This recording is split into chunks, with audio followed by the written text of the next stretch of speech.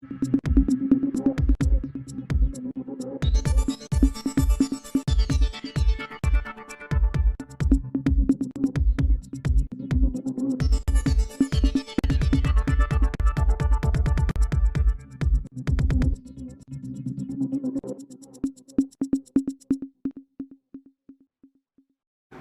మంత్రివర్యులు మోత్కపల్లి నరసింహులు గారు మాదిగల గురించి ఈ మధ్యకాలంలో చాలా మాట్లాడుతున్నారు. కాంగ్రెస్ పార్టీలోనే ఉన్నాను, కాంగ్రెస్ పార్టీ మాదిగలకు అన్యాయం చేసిందని చెప్పేసి అని మాట్లాడుతున్నాడు. మోత్కపల్లి నరసింహన్న మీకు ఒక విజ్ఞప్తి చేస్తుంది. మన తెలంగాణలో 3 పార్లమెంటు ఉంటే నాగర్కర్నూల్ నెంబర్ 1 ఆ పార్లమెంట్లో 96 నుంచి ఇప్పటిదాకా 5 సార్లు మాదిగోళ్ళు ఎంపీలు గెలిచింది. ఎంపీలు ఉన్నారా 5 మంది, 5 సార్లు, ఒకసారి మారడం గెలిచింది. అదే రకంగా వరంగల్ పార్లమెంటు ఏర్పడ్డ కానుంచి మాదిగలే ఆడ పార్లమెంట్లో ఎంపీగా గెలుచుకుంటూ వస్తుంది. 3 సార్లు వాళ్ళే. ఇప్పుడు 4వసారి ఎన్నికలలో మాదిగల ఉపకులమైన బైండ్ల కులానికి చెందిన కావ్య గారికి ఇచ్చాం. ఆ తర్వాత నెక్స్ట్ పెద్దపల్లి పార్లమెంట్లో పోయినసారి పార్లమెంట్ ఎన్నికలలో మాదిగ కులానికి చెందిన డాక్టర్ ఏ చంద్రశేఖర్ మాజీ మంత్రివర్యులు వికారాబాద్ గారికి పెద్దపల్లి పార్లమెంట్లో అవకాశం ఇచ్చారు మొన్న. ఇప్పుడు కాక మనవడైన వంశీకృష్ణ గారికి అవకాశం ఇచ్చారు. అంటే ఒక పెద్దపల్లిలో ఒకసారి మాదిగలకు ఇచ్చారు, ఒకసారి మాదిగకి ఇచ్చారు కాంగ్రెస్ పార్టీ. అదే రకంగా వరంగల్లో 3 మాదిగలు ఎంపీలు అయినరు, ఇప్పుడు మాదిగ ఉప కులానికి ఇచ్చారు. ఇక్కడ నాగర్కర్నూల్లో 5 సార్లు మాదిగలు అయినరు, ఇప్పుడు మన మల్లురావి గారికి ఇచ్చారు. మల్లురావి గారు మాదిగల యొక్క అల్లుడు, మాదిగ బిడ్డను పెళ్లి చేసుకుంటాయి.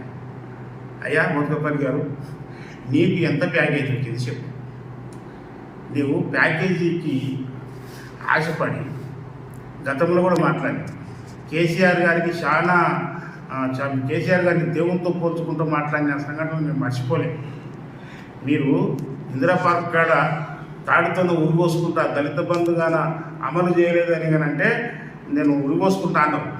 అసలు ప్రపంచంలోనే చాలా గొప్ప పథకం ఇదని చెప్పేసి అని కేసీఆర్ గారికి కితాబ్ ఇవ్వడానికి బీజేపీ నుంచి పోయి బీఆర్ఎస్లో కలిసినాను. ఇప్పుడు కాంగ్రెస్లో ఉన్న నేను రేవంత్ రెడ్డి గారు నాకు అపాయింట్మెంట్ ఇవ్వట్లేదు, మాదిగలకు అన్యాయం జరుగుతుందని చెప్పేసి అని మాట్లాడుతున్నాను. ఇంకొక మాట ఒక అడుగు ముందుకేసి అంటున్నాం, నా ప్రాణమన్నా పోవాలి లేకపోతే మాదిగలకు సీట్ అయినా రావాలంటున్నాం. ఎందుకు ఇటువంటి వేరే అభాసుపాలయ్యే మాటలు మాట్లాడతాం? కాలమేమి ఆగిపోలేదు, రాజకీయాలేమి ఆగిపోలేదు. కాంగ్రెస్ పార్టీ మాదిగలకు ఎన్ని అవకాశాలు ఇచ్చిందో తెలుసా? బాబు జగజీవన్ రామ్ గారిని 40 సంవత్సరాల రాజకీయ జీవితంలో ఆయన మొత్తం కేంద్ర మంత్రి పదవిని అనుభవించాడు కాంగ్రెస్ పార్టీ.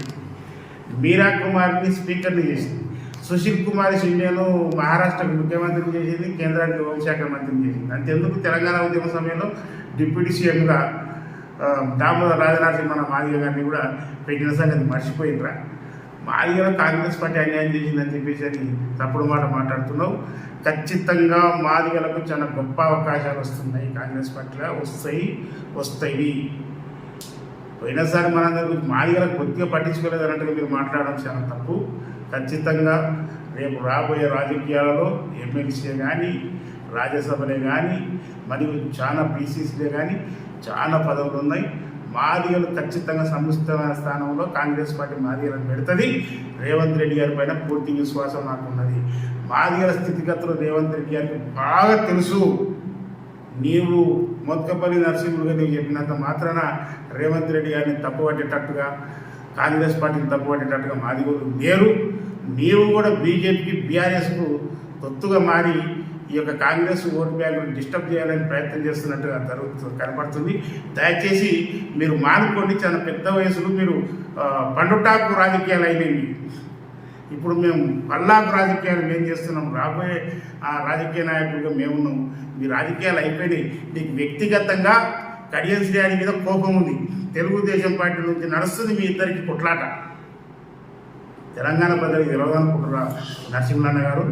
నువ్వు కావాలని మొత్తం మన కడియశ్రీ గారి మీద బురదజల్లే కార్యక్రమం చేస్తున్నావు. మన ఉపకులాన్ని నువ్వు అబాస్ పాలు చేస్తున్నావు, అవమానపరుస్తున్నావు. అది మంచి పద్ధతి కాదు, మానుకోవాలని చెప్పేసి అని విజ్ఞప్తి చేస్తున్నా.